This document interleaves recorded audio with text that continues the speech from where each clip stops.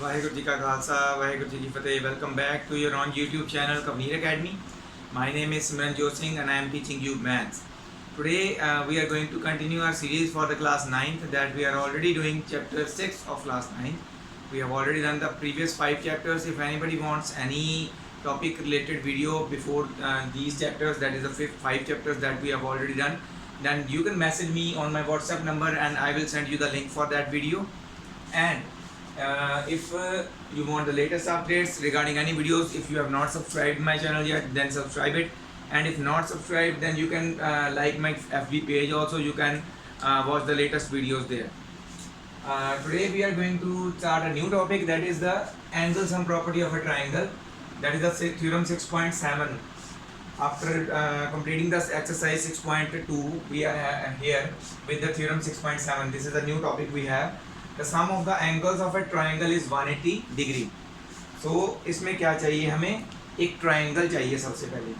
तो हम क्या करेंगे, let us draw a triangle.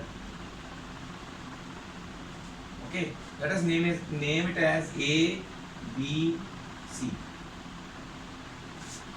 ABC is the triangle. In these, let us take these angles as 1, this is as 2, and this as angle 3.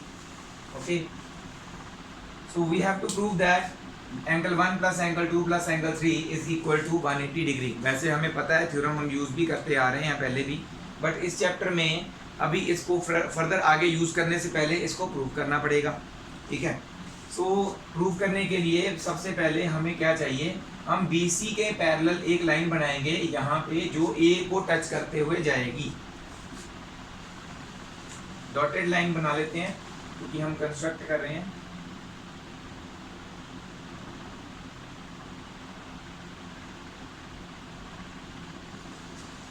और इस line को हम नाम दे देते हैं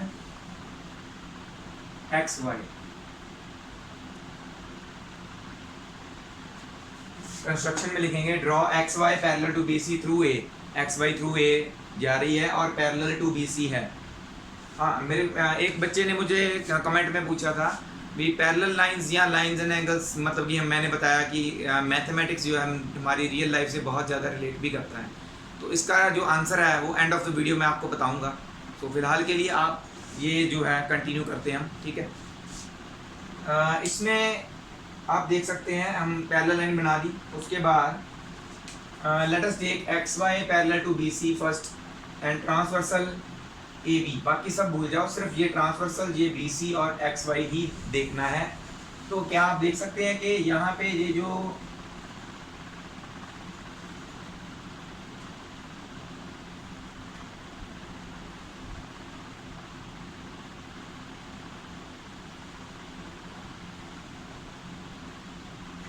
Z कंप्लीट हो रहा है, तो that means this angle and this angle will be alternate interior angles and that should be equal to each other. 1 2 3 हम already use कर चुके हैं. Let us take this as 4. So angle 4 will be equal to angle 2 होगा. And similarly in the other side, let us mark it with green.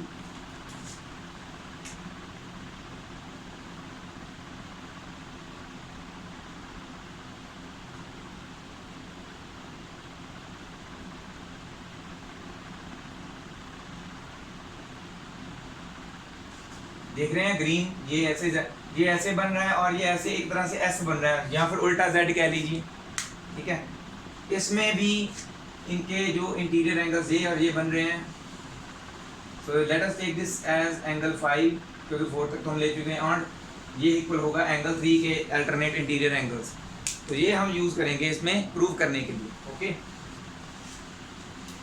So let us do the theorem. First of all, what is given to us, हमें सिर्फ only क्या पहले given था, triangle ABC given था, बस और कुछ नहीं था गिवन. क्या प्रूव करना है हमने, उसके अंदर वाले angles 1 + 2 + 3 is equal to 180 degree है. Angle 1 plus angle 2 plus angle 3 is equal to 180 degree हमने प्रूव करना है. उसके बाद हमने कुछ कंस्ट्रक्ट किया था, XY लाइन बनाई थी पैरेलल टू BC जो कि A से टच होके जा रही. Draw X Y parallel to B C, this is the symbol of parallel, through X Y किससे पास कर रही है, थ्रू ए, पॉइंट ए को टच करती हुई जाएगी। तो ये हो गया। इन द प्रूफ साफ दिख रहा है एक्स वाई एक स्ट्रेट लाइन है, एंगल 4 + 1 + 5 ये क्या होंगे, 180 डिग्री होंगे, तीनों एंगल्स का सम 180 होगा ना, प्लस करेंगे तो as X Y is a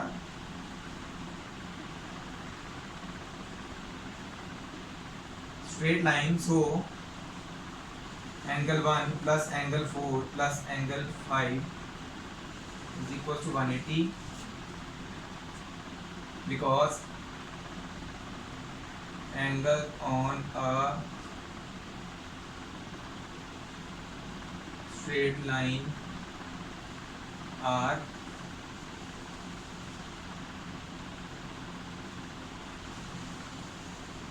supplementary. हमने बताना है कि हमने क्यों लिखा तीनों का सम 180, क्योंकि एक स्ट्रेट लाइन पे जितने मर्जी एंगल हो वो सप्लीमेंट्री होते हैं, मतलब कि उनका सम 180 होता है। But X Y parallel to B C लेना है, एंड ट्रांसवर्सल पहले हमने ए बी लिया था, तो ये X Y parallel B C है, ट्रांसवर्सल ए बी है, then angle 4 is equal to angle 2,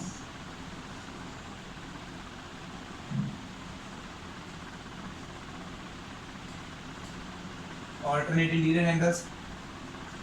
similarly X Y और किसके पैरेलल, बी सी के ही पैरेलल, बट इस बार ट्रांसवर्सल चेंज करनी है,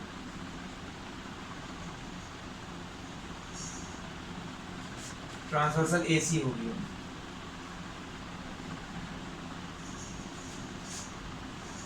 एंगल 5 किसके बराबर है, फिर एंगल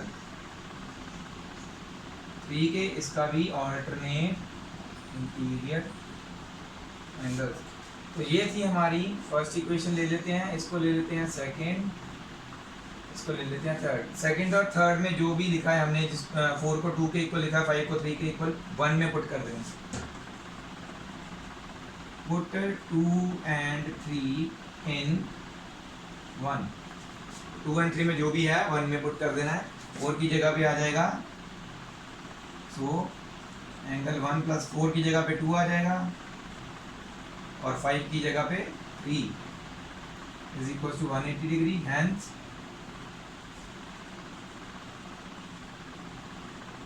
प्रूव। बहुत ही सिंपल है थ्योरम, प्रूव करनी भी आ सकती है आपको, ठीक है। या फिर ब्लैंक डाल देते हैं, the sum of the angles of triangle is, blank डाल देते हैं, 180 आएगा आंसर फिर, या कहीं पे भी एक ब्लैंक डाल देते हैं, 1 मार्क वाला क्वेश्चन डालना हो तो ये है हमारी थ्योरम, इसको हमने यूज़ करना है throughout our next exercise. Okay, तो इसको नोट कर लीजिए। Next we will do the next, छोटी सी थ्योरम है, ट्रायंगल के रिलेटेड ही है, तो वो करते हैं, ठीक है। Next, that is the theorem 6.8. In this theorem we have ये भी theorem जो है triangle के related है। If a side of a triangle is produced, एक side जो triangle की produce करना मतलब आगे बढ़ा देना उस side को। Suppose एक triangle है हमारे पास, ठीक है, ABC मान लेते हैं। कोई भी एक side produce करनी है आगे, चाहे इधर को कर लो, चाहे उधर को कर लो, ऊपर को, नीचे को, जिधर मर्जी, एक side को करना produce। तो हम करते हैं BC को आगे प्रोड्यूस कर लेते हैं up two point D। Produce करने का मतलब इसको ही स्ट्रेट आगे बढ़ाना है, टेढ़ा मेढ़ा नहीं, इस लाइन को स्केल रख के स्ट्रेट आगे बढ़ाना, इसको कहते हैं प्रोड्यूस करना।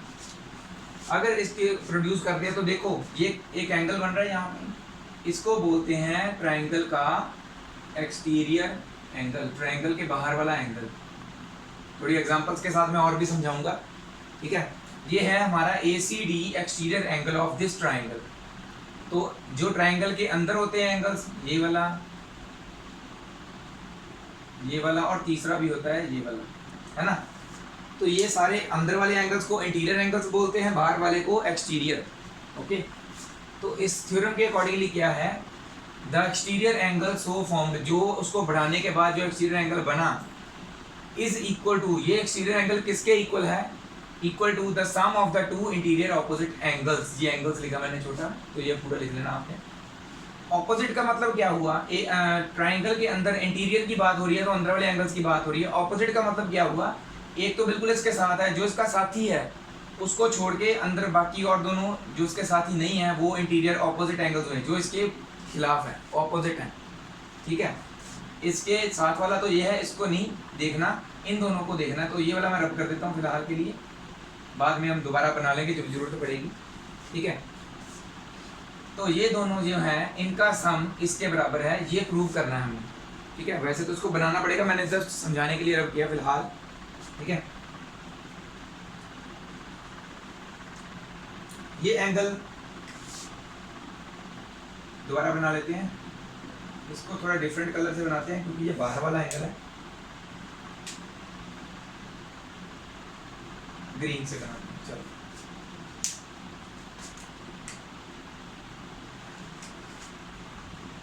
इसमें भी हमें क्या गिवन था, चलो गिवन में वैसे ये भी लिख सकते हैं, प्रोड्यूस वाली भी हमें गिवन में ही है। ट्राइंगल एबीसी गिवन है, बीसी इज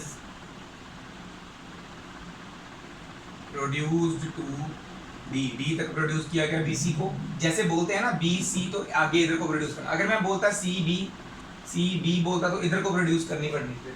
अगर मैं सी बी बोलूंगा तो जैसे बोलते हैं ना, जहाँ पे खत्म हो रहे हैं वहीं से आगे बढ़ना है, बी सी पे खत्म हो रहा है, सी से आगे बढ़ना है। सी बी बोलता तो इधर को बढ़ना था, फिर एक्सटीरियर एंगल इधर बढ़ना था फिर, ठीक है। B C produce to D.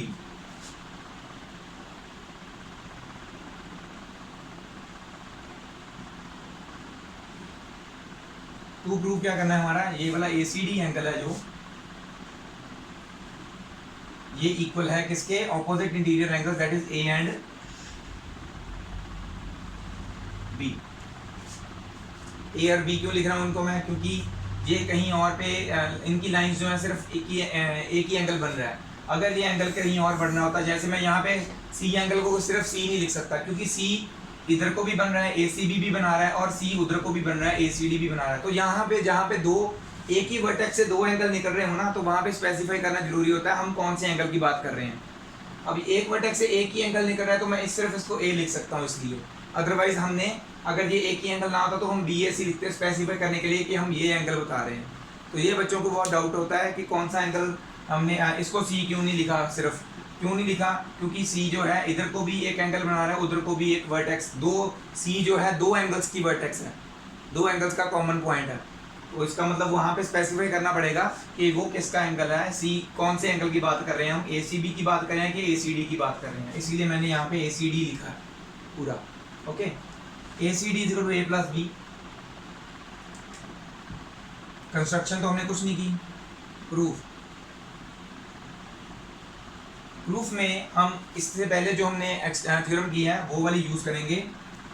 Bye, पहले तो बताएंगे किसकी बात कर रहे हैं, इन ट्राइंगल ABC ट्राइंगल की बात कर रहे हैं, उसमें थ्योरम लगा रहे हैं बाय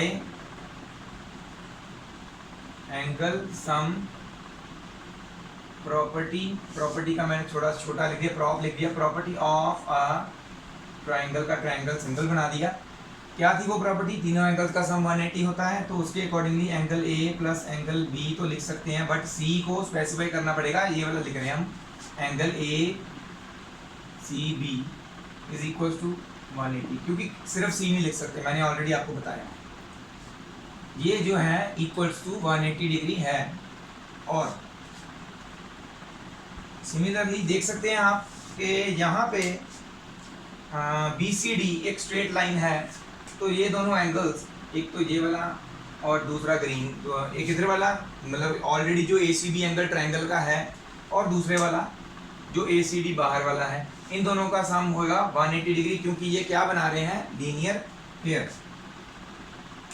सिमिलरली एंगल गलत हो गया, ACB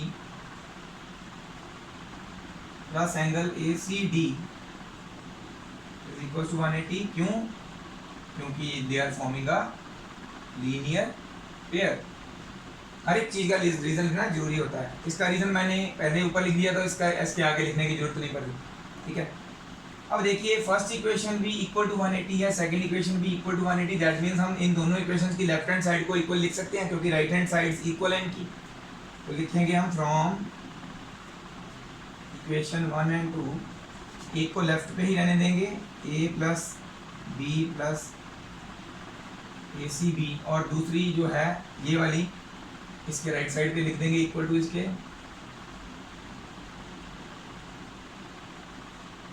ए सी बी, क्योंकि इधर इसमें आना था माइनस का हो जाना था और कैंसिल हो जाने थे। बचना क्या था, ए बी और ए सी डी ही बचने थे। तो क्या आ जाएगा, angle A plus angle B is equal to angle A C D. ठीक है, तो ये है हमारा proof.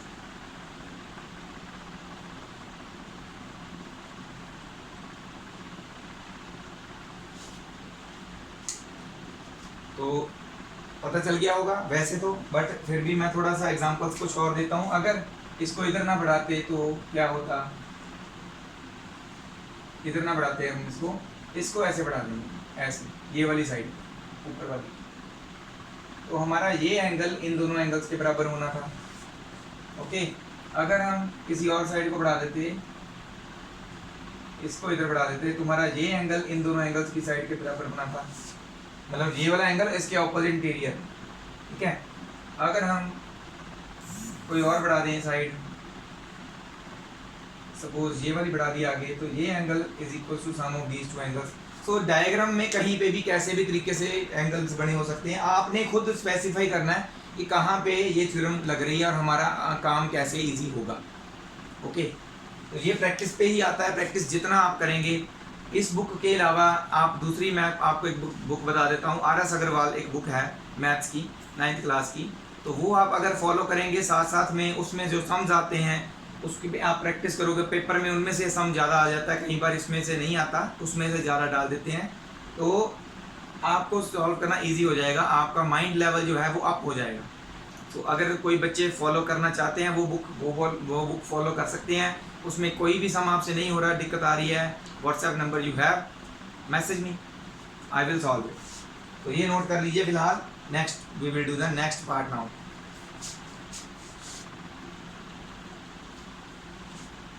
Now let's move on to our next example, that is the 7th example. This is a diagram given with it. I have named it with figure P. In the figure P, if QT is perpendicular to PR, so this is, sorry I have not written here, this is P. QT is perpendicular to PR, that means this is 90 degree angle. So if this is 90, this is also 90, तो अगर जरूरत पड़ेगी तो आप लिख सकते हो, otherwise कोई बात नहीं, जितना चाहिए उतना यूज करो। Okay, and angle TQR, this is TQR, this angle, this one is 40 degree. SPR, this is SPR, this is SPR, this one SPR, this is 30 degree. So we have to find out the measure of angle X and angle Y. So एक सम को solve करने के बहुत अलग अलग तरीके हो सकते हैं। अगर आपके पास कोई और तरीका भी होगा जैसे मैं करवा रहा हूँ, उससे अलावा आप अगर कोई और तरीका भी आपको आता है, अगर मेरा कंसेप्ट समझ आ रहा है, आप अपने तरीके से करना चाहते हैं, इजी लगता है, तो जस्ट उसको कीजिए, मेरे को स्क्रीनशॉट या फोटो क्लिक करके भेजिए। आई विल चेक इट कि आपका मेथड सही है कि नहीं है। अगर सही है, इजी लग रहा है, that's good, you are getting the concept. Okay, so in this you can write the given portion, this is the given portion, or and this is under to find portion. So ये खुद लिखना है, we will start from the solution. ठीक है, जैसे मैं करने वाला हूँ, मेरा मेथड थोड़ा अलग है, आप किसी भी मेथड से कर सकते हो। एक मैंने बताया किसी भी क्वेश्चन को सॉल्व करने के अलग अलग मेथड्स हो सकते हैं। तो ये जो मैं अभी कलर अलग कलर से बनाऊंगा, सिर्फ उसी को ध्यान से देखना है। पहले देखिए, मुझे एक्स एंगल वाई, एक्स और वाई निकालने हैं। मेरे पास क्या क्या है, ये वाला जो ट्रायंगल है, मैं जैसे डॉटेड लाइन से बना रहा हूँ,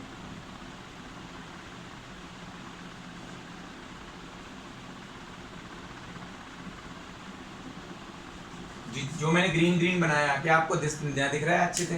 सिर्फ उसी को देखना है और कुछ नहीं। एंगल ट्रायंगल TQR को देखना है। ओके,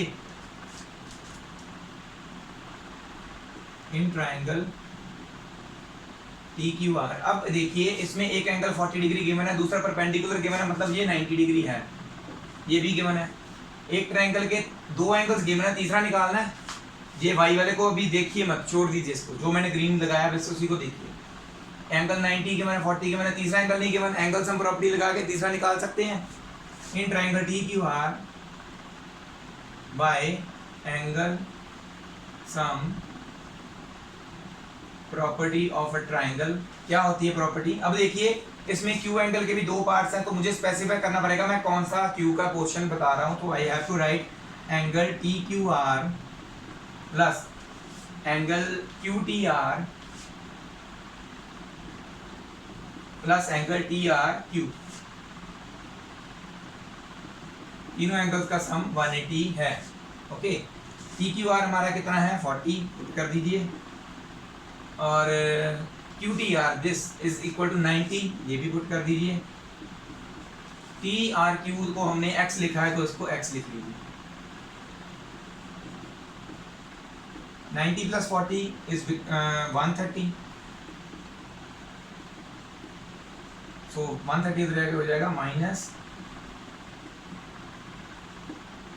x हमारे पास आ जाएगा 50 डिग्री। एक चीज आ गई, तो मैं इसको ग्रीन कलर से लिख देता हूँ, ठीक है, डायग्राम पे। x हमारा आ गया थोड़ा सा साइड में, x is equal to 50 degree आ गया हमारा। अब देखो दूसरा ट्रायंगल कौन सा देखना है, एक थ्योरम लग चुकी है। अब y जो ट्रायंगल है, y जो एंगल है वो तो इसमें भी आ रहा है PQS में भी, बट देखिए ध्यान से, इसमें PQS ट्रायंगल में ये पूरा एंगल नहीं गिवन, इतना सा गिवन है, तो हमारा काम नहीं होगा। ये भी नहीं गिवन, तो इसका मतलब ये तो ट्रायंगल का फॉर्म फायदा ही नहीं है इसमें। कौन सा ट्रायंगल हम देखेंगे? ये वाला।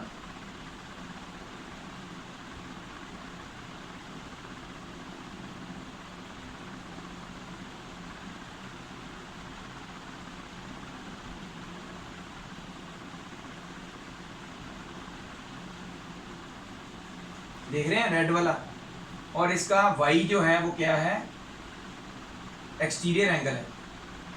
इस ट्रायंगल का y एंगल जो है वो है एक्सटीरियर एंगल। अगर ये एक्सटीरियर है तो इसके साथ वाला ये एंगल छोड़ के ऑपोजिट इंटीरियर इस ट्रायंगल के कौन से बने, 30, और ये वाला x जो हमने अभी भी फाइंड आउट किया है ना। तो बस एक्सटीरियर एंगल थ्योरम लगाइए। कौन से ट्रायंगल पे लगानी पहले वो बताओ। इन ट्रायंगल, कौन सा ट्रायंगल लिया हमने, PRS bye exterior angle theorem. अगर ये नहीं समझ में आ रहा तो मैं साइड में थोड़ा बना देता हूँ, देखिए इतना पोर्शन नहीं बनाऊंगा। ये हमारा P है, ये R है, ये S है, और ये Q है, और यहाँ पे है हमारा एंगल Y।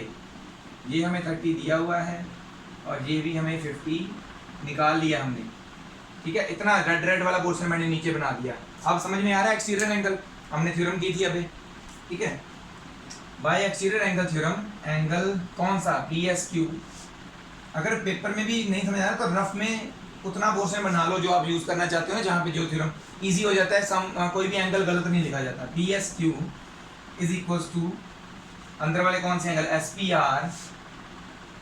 हम SPR अब क्यों लिख रहे हैं, क्योंकि यहाँ पे P जो है दो पार्ट्स में डिवाइडेड है, तो स्पेसिफाई करना जरूरी है पूरा एंगल हम कौन सी बात कर रहे हैं। SPR plus PRS।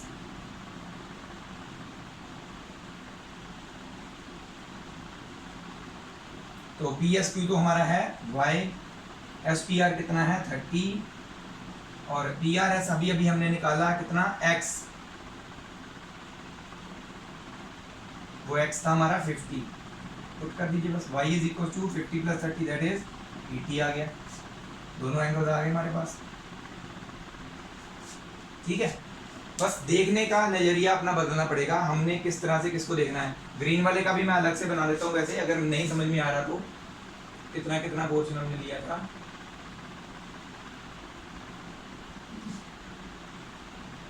QTR लिया था हमने, उसमें ये एंगल हमें 40 दिया हुआ था, ये एंगल 90 डिग्री दिया हुआ था। हमने एंगल सम प्रॉपर्टी लगा के ये वाला एंगल फाइंड आउट कर दिया था पहले वाले के लिए। दूसरे वाले के लिए red.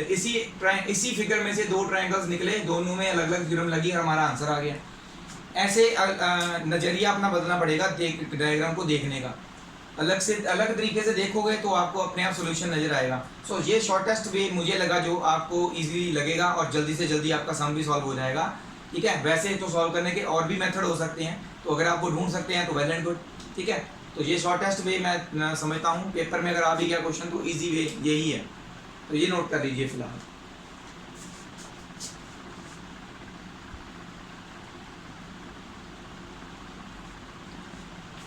Next move on two example 8। This is very very very important example, 4 marks में पेपर में बहुत बार आई हुई है, तो इसको बहुत ध्यान से समझना है। बहुत इजी भी है वैसे, बट इसको ध्यान से अगर देख लो समझ लो फिर कोई प्रॉब्लम नहीं आती।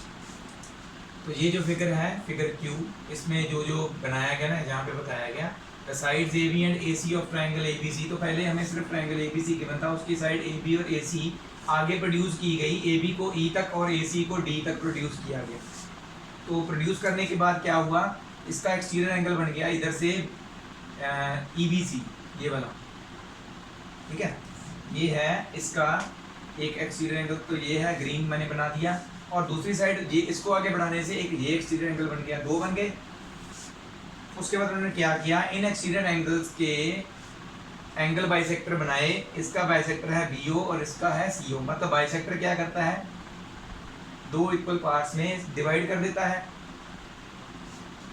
ना। ये दोनों एंगल्स दो पार्ट्स में डिवाइड हुए, ये दोनों इक्वल हैं और ये दोनों भी इक्वल हैं। और यहाँ हम कह सकते हैं ये अंदर वाला जो एंगल है ना हमारा OBC, this is half of angle EBC का हाफ है, तो ऐसे भी लिख सकते हैं। ओके, तो अब देखिए क्या करना है हमें।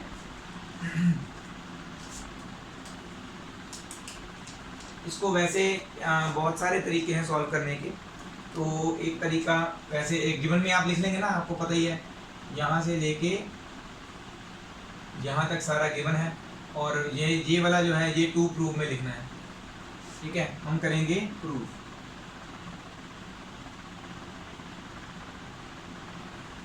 ठीक है, वैसे तो इसके मैंने बताया बहुत तरीके हो सकते हैं इसको सॉल्व करने के, बट एक तरीका मैं आपको बताता हूँ। सबसे पहले ABC ट्रायंगल में देखिए,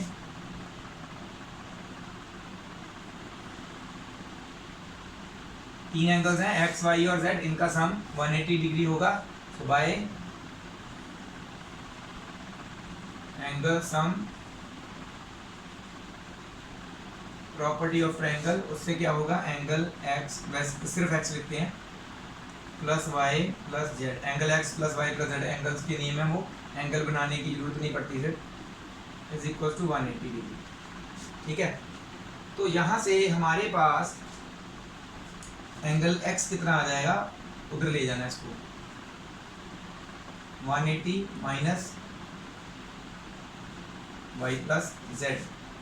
ठीक है, तो इतना मैंने क्यों छोड़ा है आपको बाद में मैं आपको बता देता हूँ। ठीक है, नेक्स्ट अब हम लेते हैं एंगल Y और ये पूरा एंगल EBC, ये जो बनाएंगे 180 डिग्री, क्योंकि ये लीनियर पेयर बना रहा है, ये पूरा एंगल EBC एक्सटीरियर और एंगल Y, इन दोनों का सम 180 डिग्री होगा।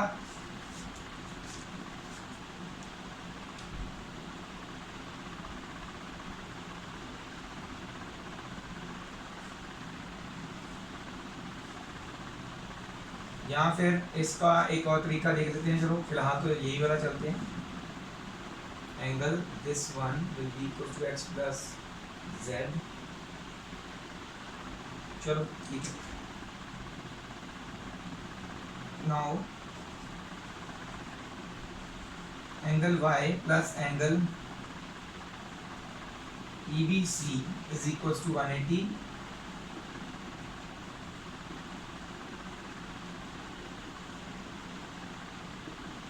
लीनियर पेयर है, but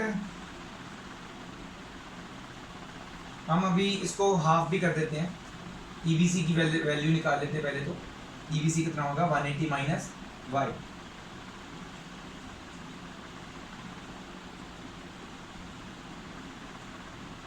dividing both sides by 2।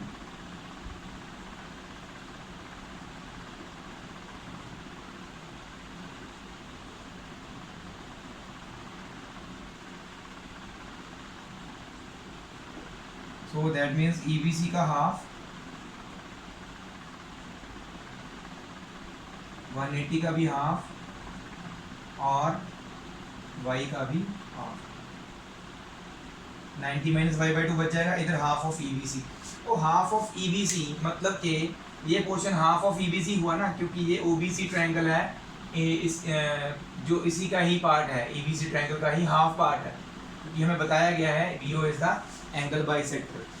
ठीक है, तो EBC को हम क्या लिख सकते हैं, तो इसमें लिखने की जगह थोड़ी सी कम पड़ रही है, तो यहाँ पे लिख देते हैं, थोड़ा इसको करके ना छोटा लिख दें, लीनियर पे लिख देना। ठीक है,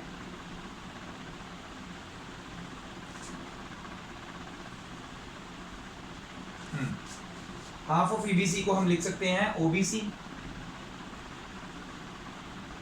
is equal to 90 minus Y by two. हमने अब बताना है, हमने हाफ ऑफ EBC को OBC क्यों लिख लिया, तो इसके सामने ही ब्रैकेट में लिखना है, बिकॉज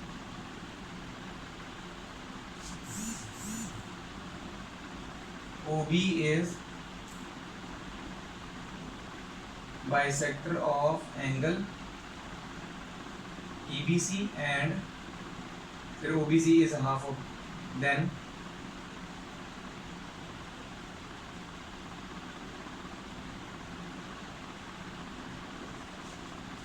ठीक है, हमें बताया गया है OB बाइसेक्टर है EBC एंगल का, गिवन है ना, BO या OB लिख लो, चलो BO लिख लो।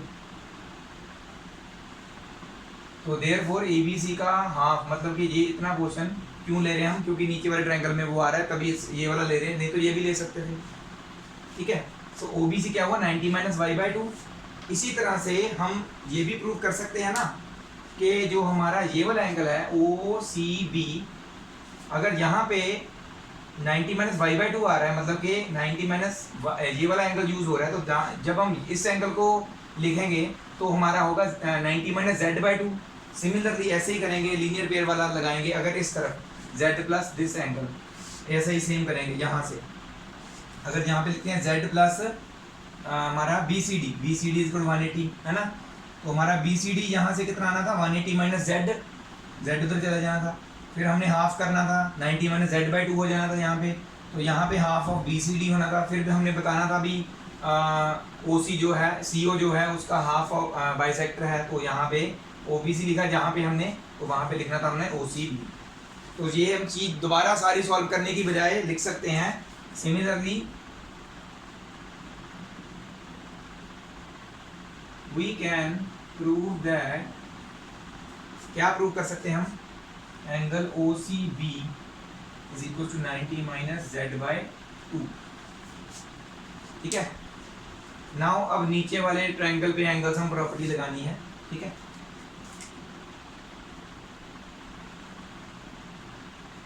यहाँ यहीं पे ले देते हैं, in triangle OBC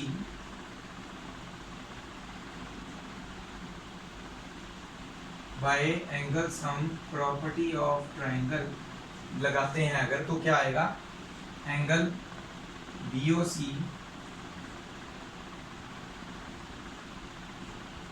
plus angle OBC plus angle OCB is equal to 180 degree होगा। OBC कितना हमने प्रूव किया 90 माइनस वाई बाई टू, इसको ले लेते हैं इक्वेशन 1। अभी इसको भी हमने प्रूव किया OCB 90 minus Z by to है, तो ये लिख देते हैं इक्वेशन 2। यहाँ पे पुट करेंगे OBC की जगह पे 90 माइनस वाई बाई टू और OCB की जगह पे 90 minus Z by to put करेंगे। ठीक है, तो यहाँ पे पुट करना है, इसको मेरे रब करना पड़ेगा। तो इतना पोर्शन अगर आप क्वेश्चन का लिख लें तो मैं यहाँ पे रब करके सॉल्व कर देता हूँ। ठीक है,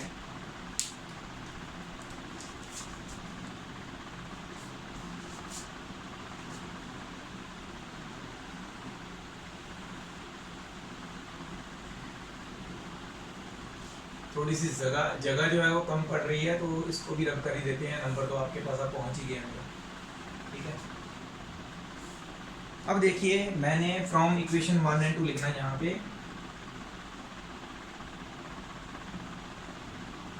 इक्वेशन 1 एंड 2 से हमें पता चला, यहाँ पे हम क्या पुट कर सकते हैं, एंगल BOC तो ऐसे ही रहेगा OBC की जगह पे 90 माइनस वाई बाई टू लिख सकते हैं, यहाँ पे आ जाएगा 90 minus Y by two, plus OCB की जगह पे 90 माइनस जेड बाई टू लिख सकते हैं,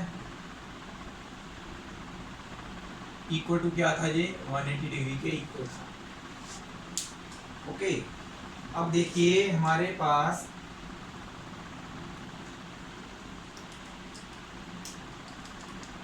वैसे तो हम ये वाला भी यूज़ कर सकते हैं कंपेयर करने के लिए, ठीक है। तो इसको अगर हम ना भी यूज़ करें, इसको रब भी कर दें तो भी कोई प्रॉब्लम नहीं होगी। चलो इसको रहने देते हैं। ये ले लेते हैं हम इक्वेशन ए, और ये आ गई हमारे पास इक्वेशन बी। अब देखिए इसका भी राइट हैंड साइड में 180, इसके भी राइट हैंड साइड में 180 है, तो क्या आ जाएगा,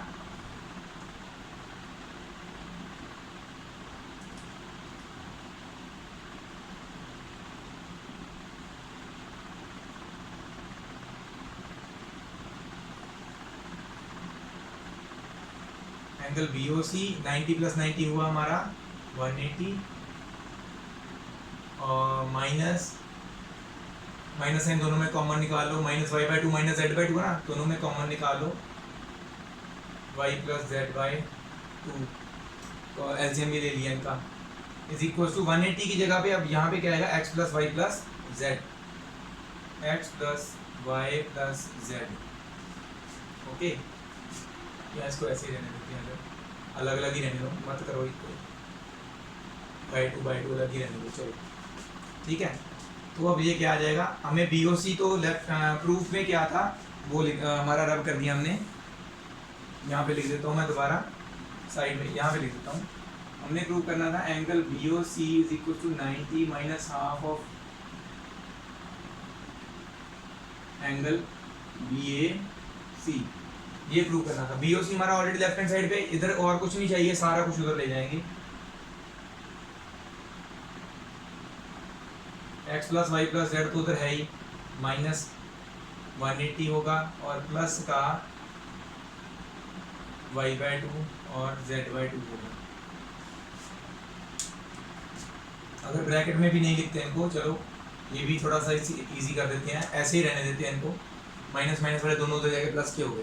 ओके, इन दोनों ने कम होना है इवेल्युएट, 180 तो हमारा रह ही गया।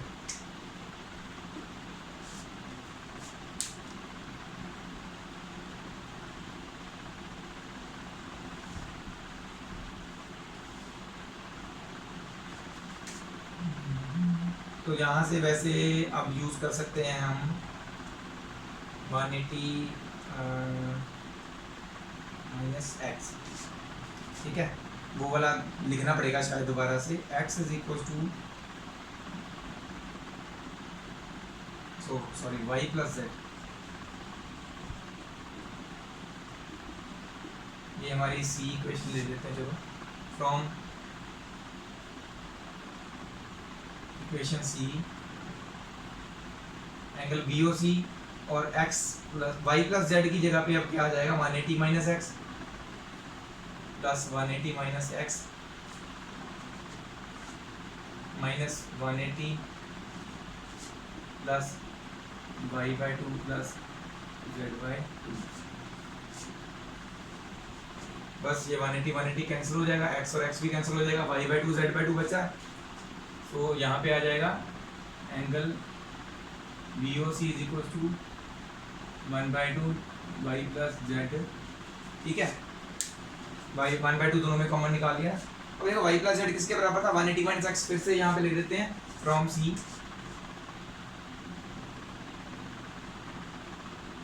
Angle BOC is equal to 1/2 into 180 minus X, 1/2 अंदर मल्टीप्लाई कर दो, angle BOC is equal to 1/2 into 180 minus 1/2 into X, ठीक है, ये तो कट होके 90 आ जाएगा, और 1/2 इंटू एक्स क्या है हमारा, BAC है ना।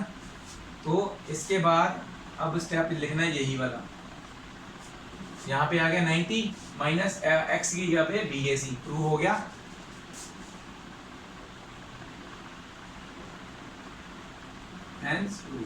इसके वैसे और भी तरीके हो सकते हैं, इससे सिंपल भी हो सकता है, ढूंढिए और मुझे बताइए, मैं आप चेक करके बताऊंगा कि वो इजी है या नहीं है। वैसे मैं कोशिश करूंगा, अगर मेरे पास एक और मेथड इजी आता है तो मैं आपको वो करवाने की कोशिश करूंगा नेक्स्ट वीडियो में। तो फिलहाल के लिए आज हमारी वीडियो यहीं पे एंड होती है। तो हमारा आप ये पूरा नोट कर सकते हैं, ठीक है, ये सारा स्क्रीन पॉज करके आप नोट कर सकते हैं, ठीक है। Thank you very much all the viewers who have watched my channel. और मैंने एक चीज़ और बताई थी, मैंने कहा था कि मैं एंड में आपको बताऊंगा कि पैरेलल लाइंस के रिलेटेड, ये अब रब कर देता हूँ मैं, आपने होपफुली नोट कर दिया होगा, थोड़ा सा ये बस जस्ट बताना है कि पैरेलल लाइंस, बच्चे पूछ रहे थे मुझे कि sir mathematics is related to real life, mostly related to real life, कैसे लाइंस एंड एंगल चैप्टर कैसे रिलेट हो रहा है। आप घर पे कोई भी, अगर सपोज करो आपने किसी दीवार पे, ऐसे एक आपके पास दीवार है, एक यहाँ पे आपने फोटो फ्रेम टांगना है।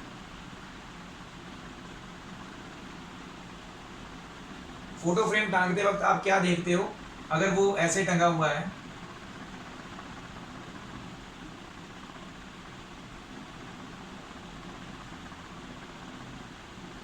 आप क्या कहते हो, यार ये सीधा नहीं है, अगर वो टेढ़ा टंगा हुआ, आप क्या करते हो, उसको सीधा करते हो। क्या देखते हो आप, इसकी ये जो टॉप है ऊपर वाली छत के पैरेलल होना चाहिए, यही देखते हैं ना हम, सीधे का मतलब यही बताते हैं।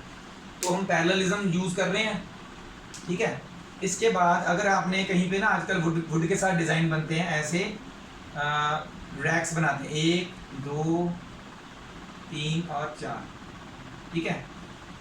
ये रैक जो है बिल्कुल सेम एंगल पे बने होने चाहिए। वो कैसे देखते हैं, वो जो वुड कटर्स होते हैं वो देखते हैं कि ये एंगल्स सेम बन रहे हैं कि नहीं बन रहे, कॉरेस्पॉन्डिंग एंगल्स, उसके हिसाब से वो यहाँ पे ये जो लकड़ियाँ हैं ऐसे लगाते हैं बुक्स टिकाने के लिए। डिज़ाइन किसी भी तरह के आर्किटेक्चर डिज़ाइन के लिए या कुछ भी, लाइंस एंड एंगल्स एंड उसकी प्रॉपर्टीज़ बहुत ज़रूरी हैं। अगर वो प्रॉपर्टीज़ आपके पास नहीं होंगी तो कैसे आप किसी चीज़ को निकाल सकते हैं या बना सकते हैं। अगर वो एंगल्स ना देखे, एक फट्टी ऐसे लगा दे, एक फट्टी ऐसे लगा दे, एक ऐसे लगा दे, will it look good? No ना। तो वो क्या करते हैं, वो ये वाले एंगल्स चेक करते हैं कितने एंगल पे लगानी है। एक उनके पास ऐसे लेवलर भी होता है, यहाँ से ये ग्लास होता है, बाकी सारा यहाँ पे ना एक बुलबुला चल रहा होता है, आगे पीछे ऐसे मार्क किया होता है। अगर वो बुलबुला सेंटर में है तो दैट मीन्स ये बिल्कुल सीधी चीज़ जहाँ पे ये रखते हैं वो सीधी होती है। लेवलर आप और नए वीडियो चेक कर सकते हैं, वो लेवलर से चेक करते हैं वो सीधा है कि नहीं है ज़मीन के साथ। ये चीज़ बुक रैक जो है, अगर ये ऐसे बना हो, फट्टे तो सीधे लगे हुए हैं बट ज़मीन के हिसाब से वो टेढ़ा है, तब भी आप कहेंगे यार ये क्या डिज़ाइन बन गया, सीधा चाहिए था ना। तो पैरेलल लाइंस की जो लाइंस के रिलेटेड तो मैंने आपको बता दिया, ऐसे ही और भी कुछ हम करते हैं ना, तो रियल लाइफ में कैसे कैसे कहाँ पे यूज़ होता है वो आपको मैं इजीली बता सकता हूँ। अगर आप चाहें तो आप मुझे पूछ सकते हैं सर यहाँ इसका कहाँ पे यूज़ होता है, इसका कहाँ पे यूज़ होता है, ऑल्टरनेट एंगल्स कहाँ पे यूज़ होते हैं, तो वो ईजिली पता लग सकता है, वो ऐसी कोई डिफ़िकल्ट बात नहीं है, ठीक है। तो ये था आज का टॉपिक, यहीं पे खत्म होता है। Thank you very much to all the viewers who have watched my channel and who are watching my channel regularly. Keep subscribing, keep sharing my videos. Thank you very much again. Waheguru ji का खालसा, वाहेगुरु जी की फतेह।